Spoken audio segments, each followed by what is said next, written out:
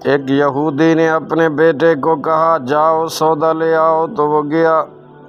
لڑکا راستے سے گزر رہا تھا کہ اس کی نظر رحمت کونین صلی اللہ علیہ وسلم پر پڑی، اور رحمت کونین صلی اللہ علیہ وسلم کی نظر بھی اس لڑکے پر پڑی۔ وہ وہیں بیٹھ گیا اور بیٹھا رہ گیا۔ دیر ہو گئی، وہ یہودی کبھی اندر جاتا کبھی باہر آتا کہ لڑکا کہاں رہ گیا، آیا نہیں ابھی تک۔ سورج غروب ہو گیا، مغرب کی نماز ہو گئی، شام کو گھر گیا۔ باپ نے پوچھا ارے ناداں اتنی تاخیر کیوں کی؟ باپ بہت غصے میں کہ بڑا نادان اور پاگل ہے، میں نے کہا تھا جلدی آنا، تم اتنی دیر کر کے آئے ہو، تمہیں سودا لینے بھیجا تھا، تم خالی ہاتھ واپس آ گئے ہو۔ سودا کہاں ہے؟ سودا کہاں ہے؟ بیٹا بولا سودا تو میں خرید چکا ہوں۔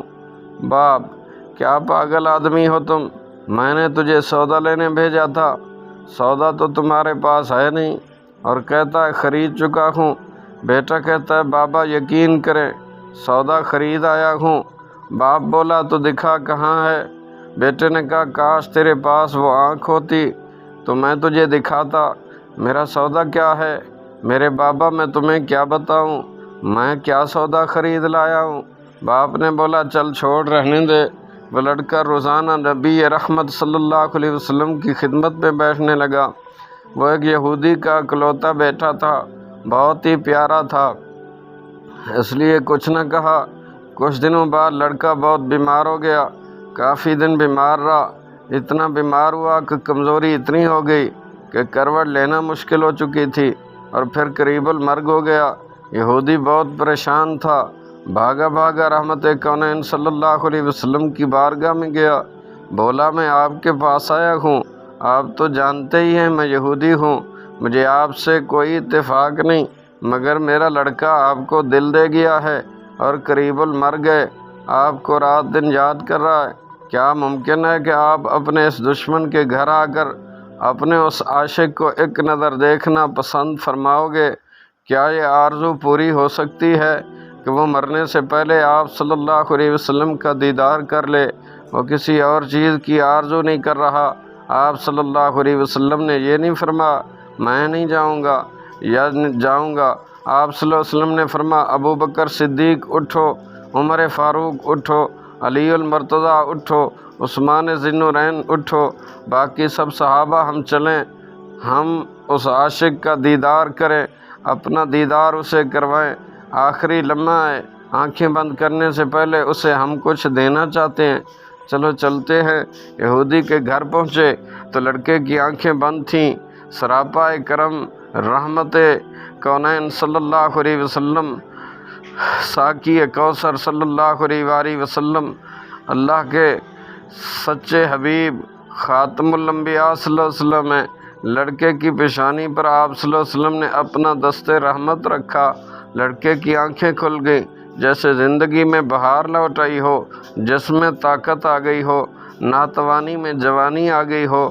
آنکھیں کھولی، رخ مصطفیٰ صلی اللہ علیہ وسلم پر نظر پڑی، ہلکی سی چہرے پہ مسکراہٹ آئی، لب کھل گئے، مسکراہٹ پھیل گئی۔ رحمت کونین صلی اللہ علیہ وسلم نے فرمایا بس اب کلمہ پڑھ لو۔ لڑکا اپنے باپ کا منہ تکنے لگا تو وہ یہودی بولا میرا منہ کیا تکتا ہے، ابو القاسم محمد الرسول اللہ صلی اللہ علیہ وسلم جو کہتے ہیں کر لو۔ لڑکا بولا یا رسول اللہ صلی اللہ علیہ وآلہ وسلم میرے پاس تو کچھ بھی نہیں۔ آپ صلی اللہ علیہ وسلم نے فرمایا بس تم کلمہ پڑھو، میں جانوں تیری جنت جانے، تو میرے ہو جاؤ، جنت بھی تو میری ہے، جنت میں لے جانا بھی تو میرا کام ہے۔ لڑکے نے یارو کلمہ پڑھا، جب اس کے منہ سے نکلا محمد الرسول اللہ صلی اللہ علیہ وسلم، یعنی ادھر سے پڑھا لا الہ الا اللہ محمد الرسول اللہ صلی اللہ علیہ وسلم، یہ کلمہ پورا ہوا، روح جسم سے باہر نکل گئی، مگر کلمہ طیبہ کا نور اندر چلا گیا، آنکھیں بند ہوئیں، لب خاموش ہوئے۔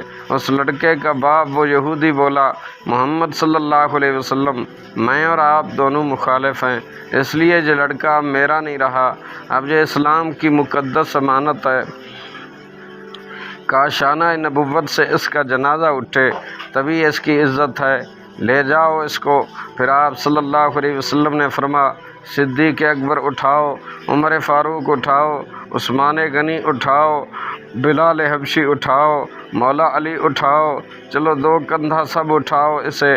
آقا علیہ الصلاۃ والسلام جب یہودی کے گھر سے نکلے تو یہ فرماتے جا رہے تھے، اس اللہ کا شکر ہے جس نے میرے صدقے سے اس بندے کو بخش دیا، اس اللہ کا شکر ہے جس نے میرے صدقے سے اس بندے کو بخش دیا۔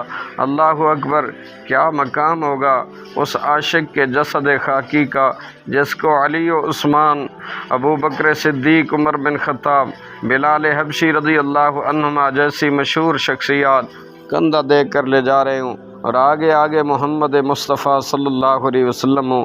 قبر تیار ہوئی، کفن پہنایا گیا، حضور صلی اللہ علیہ وسلم قبر کے اندر تشریف لے گئے، قبر میں کھڑے ہوئے، کافی دیر کھڑے رہے، پھر اپنے ہاتھوں سے اس عاشق کی میت کو اندر اتارا۔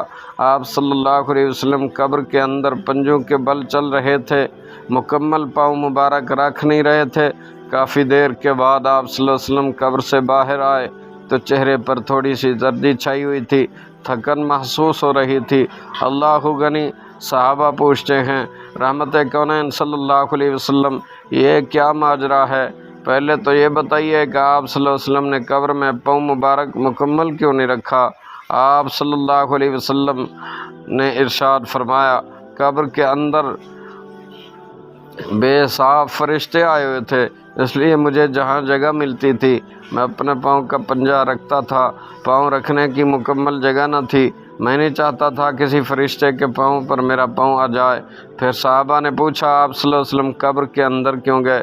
ہمیں کہتے ہم چلے جاتے، تو سبحان اللہ خوبصورت سا جواب دیا کہ میں نے اس لڑکے کو بولا تھا نا تیری قبر کو جنت بناؤں گا، تو اب اسی قبر کو جنت بنانے میں قبر کے اندر چلا گیا تھا کہ جہاں پر مجھ مصطفیٰ کے قدم لگ جاتے ہیں وہاں کی زمین اللہ رب ذوالجلال کے اذن سے جنت بنا دی جاتی ہے۔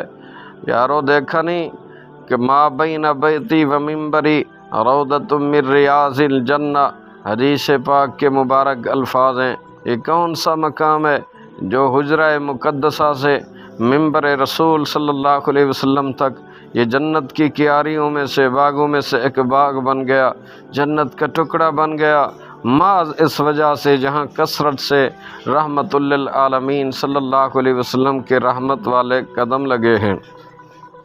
صحابہ عرض کرتے ہیں آقا پھر آپ اتنی تھکاوٹ کا شکار کیوں ہیں؟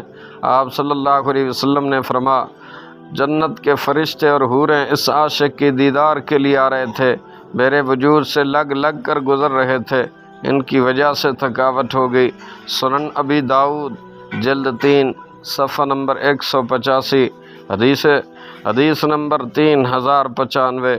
نمبر 2 مسند احمد بن حنبل جلد 3 صفحہ نمبر 175، حدیث نمبر 12815۔